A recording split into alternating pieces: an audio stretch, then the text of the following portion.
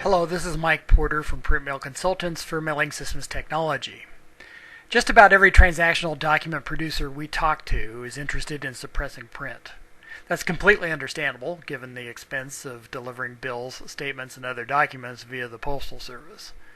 When you mention print suppression, most people jump right to digital delivery. They want to hear about creating PDFs of their documents, hosting them on their own site, or using a service provider.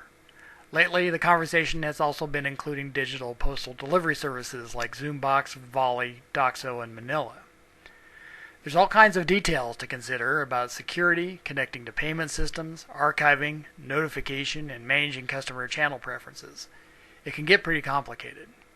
Implementing an electronic document delivery solution isn't something that can happen without a great deal of research and planning. But there are other roads to print suppression that are much easier to achieve. I'm not suggesting that companies abandon their plans for migrating more of their documents to digital delivery.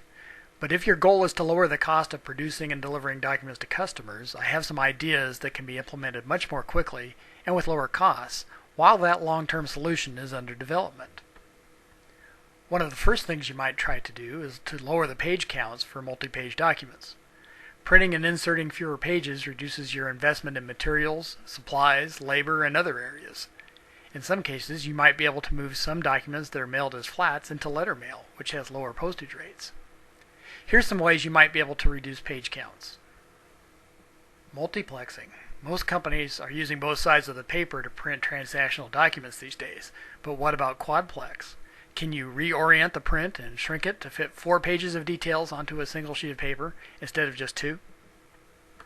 Margins and fonts.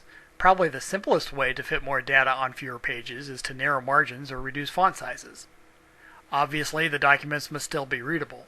Mouse type just isn't acceptable, but there may be some opportunities to make some adjustments that will result in lower overall page counts.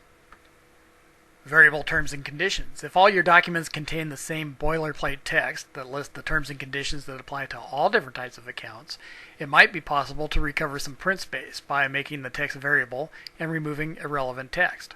For example, including the details about earning rewards for a platinum card may not be necessary on account statements for lower tier accounts. And summary statements. This idea is useful for applications where there are a large number of transactions. Notify customers that the default format will be a summary statement, perhaps with details available online. Then, at some point, stop printing all those detail pages. Now, you may need to offer an option to receive printed detail pages if certain customers request them, but these will probably be in the minority. Another tactic for reducing printing and mailing costs is changing formats. Is it necessary to fold and insert one-page notices into envelopes?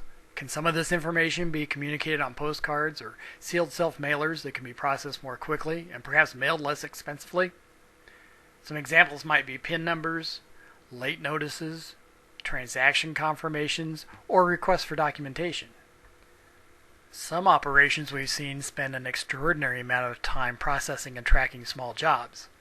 Correspondence from multiple departments or other small volume applications require document operations to deal with multiple machine changeover and excessive overhead to start, stop, balance, and record every one of them.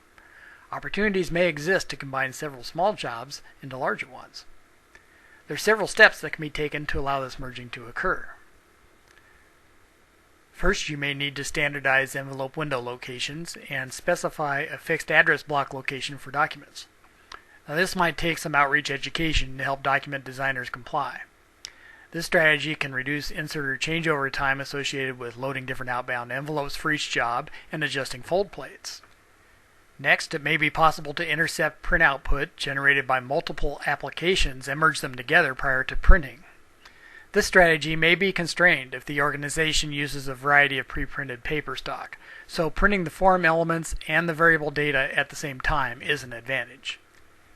And you can investigate turnaround requirements. Are there documents that are generated daily that could be stored and then printed 2 or 3 times a week? Or some monthly jobs that could be converted to quarterly? Similar to converting many small jobs into fewer large jobs are the concepts of householding and commingling. Householding means that multiple documents that are destined for the same address on the same day are combined to be mailed in a single envelope. Commingling involves identifying multiple types of documents that are addressed to the same customer and mailing them together in a common envelope. Now, the ability to implement householding and commingling can be fairly complex, but when there are often multiple family members in the same household receiving documents, or lots of customers with whom you have multiple types of simultaneous relationships, such as in banking or insurance, these strategies can result in a significant reduction in the number of pieces produced and mailed. A final strategy is identifying documents that have little value to the recipients and removing them from the print files altogether. Obviously, there may be some regulatory requirements to prevent this type of suppression, so check with your legal or compliance department before implementing the strategy.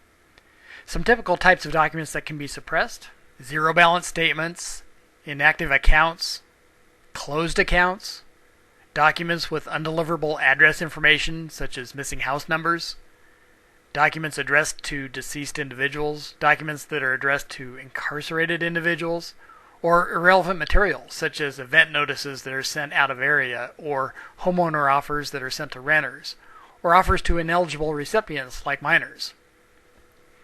If your organization's objective is to lower the cost of communicating with customers through the mail, then convincing customers to switch to electronic delivery and then setting up the infrastructure to accomplish that is one approach. And pursuing goals for paperless communications is definitely worthwhile. But in the meantime, companies have achieved significant cost savings by applying some of the ideas I've presented here today. If any of them will work in your situation, you can start helping your organization save money right away. Well, thanks for watching. If you have questions about print suppression for your company, or you have some additional strategies you'd like to share, you're invited to contact me directly. And keep visiting MailingSystemsTechnology.com and reading their publications for more tips and ideas about document distribution strategies.